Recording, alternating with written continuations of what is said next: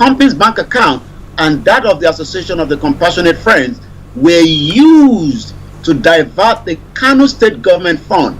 This has been happening for a very long time, and they say Enitile Bamo Nibarawo, whoever the crime catch up with in the morning is the one that we called ham robber. Well, who the cap fits, let them wear it. Okay, let's see what is happening. But it's Starr Radio UK. Okay, Yomi, let me leave you to bring us the rest of the stories making the rounds. Over to you, sir.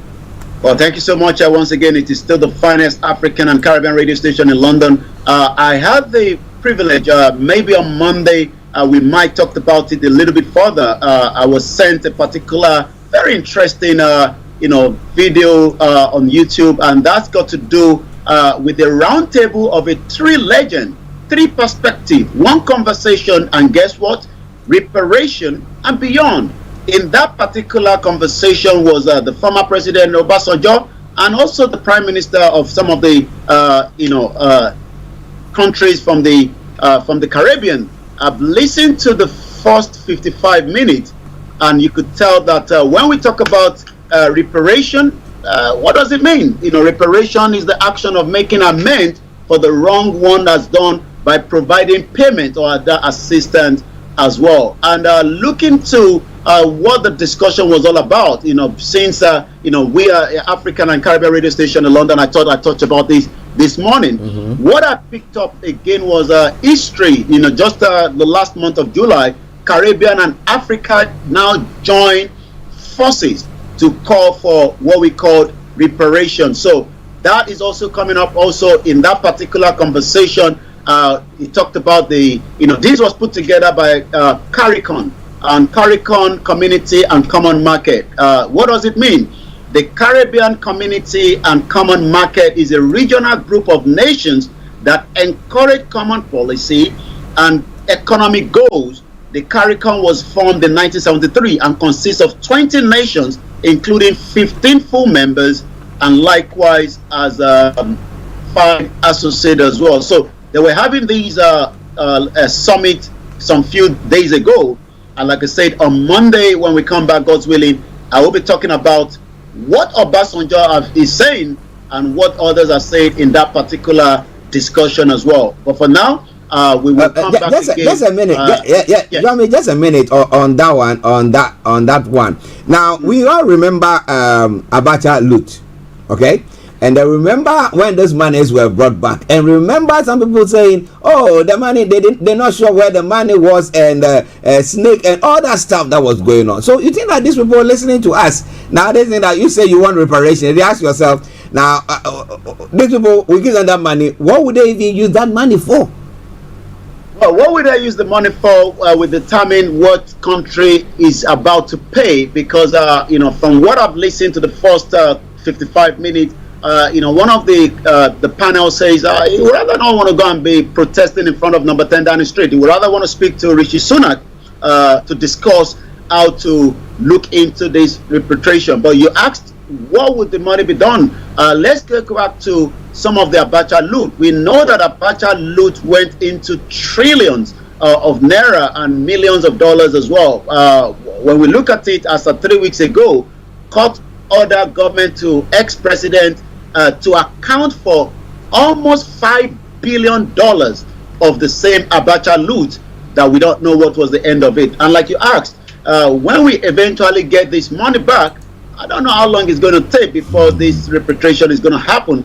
But as according to what I've listened so far, the journey I've started, and as I said, there's a lot of discussion of such as well in UK, because what I looked up here was 31st of July history as the Caribbean and the African joins to call for the reparation. The historical meeting is being described as the beginning of the intercontinental campaign for world leaders reparation for slavery, which happened very many years ago. And as I said, by Monday, I will be telling you what Obasanjo was saying there. But it seems that he's been traveling well, because the two of the panel says they met in Ghana some few weeks back, and it also seems that they were joking about maybe the British should continue to fund such kind of movement. I don't know whether people will be happy with that, but what we can say is that when you're a former leader, you have the privilege to be called to such kind of panel. But it was the first 55 minutes has been very interesting listening to. Okay, listeners, thank you very much. Those of you on YouTube, there was a restart of the program on that channel, so just bear with us. If you go on, there's a new connection there for you. But Bishop Adesina says, before I'll come back to Yomi for the rest of the stories there. He said the people in the south of Nigeria may be myopic to the repercussions of the ECOWAS attack on Niger Republic. It goes on further to say, but when the result shows up on Nigeria, you will see Southerners in Nigeria crying, asking the world for help ignoramulously. That is why I don't pity my people. Many, it says many for sight. Okay, now it's very important. This is of the view that our leaders should think things through, and those of us in the south as well, the southeast and the southwest, should talk about this. They shouldn't allow ECOWAS to just go in there gun blazing. That maybe they do so, and people, the Nigerians decide to attack or something of the sort. Though we say that Nigeria is big and whatever it is, people will suffer. If anybody can suffer there as well. But listeners, it's Starr Radio. Okay, let your comments come through, and we'll read that as well. Over to you, Yomi.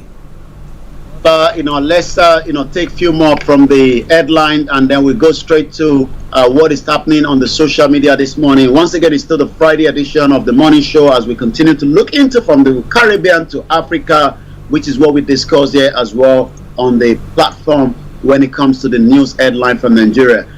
New public service rules may force out 512 directors is also one of the headlines coming out of Nigeria this morning.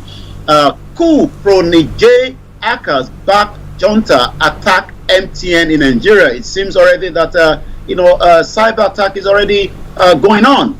We know how important when it comes to network, and the concern to many Nigerians is, should this go ahead, are we going to see those supporting Niger from the other Mali and Burkina Faso would have big impact on some of the ECOWAS countries, mostly Nigeria. Pro-Nigerian hackers, Anonymous Sudan, tried to shut down the MTN Nigerian network to protest Nigerian stance on the coup in Niger, in Republic of Niger. According to a credible source in telecommunication firm yesterday, that the hackers tried to access the MTN network many times, but guess what? They failed. According to the Anonymous Sudan, an archivist group had on Wednesday claimed it had launched a cyber attack against MTN in Nigeria. The group claimed that its attack was because of Nigeria's proposed military intervention. So you can also see now that even Sudan, some individuals have sympathy for what is happening in Niger. And as we speak, in a statement on his Telegram channel, it will say, we claim full responsibility for this attack because of the Nigerian government. So we hope the Nigerian government will beef up, the cyber security, and likewise as many other installations, especially when it comes to the aircraft that are traveling into the country at this very, very important time. So let's go straight, to the next few more headlines, and then I'm going to come back again to you on the social media.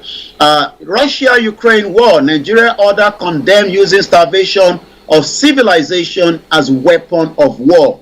Yesterday was a security summit in the United Nations. And what we saw is that Nigeria also condemning using food as starvation, especially a country that relies solely on wheat importation into the country. And as I was listening to Anthony Blinken, the Secretary of State yesterday, that over 62 million breads would not be produced if Russia continued to block the Black Sea. But it seems already that Nigeria also made their voice heard yesterday during that particular engagement. So what do we know so far? 91 countries have now signed the US-led joint communique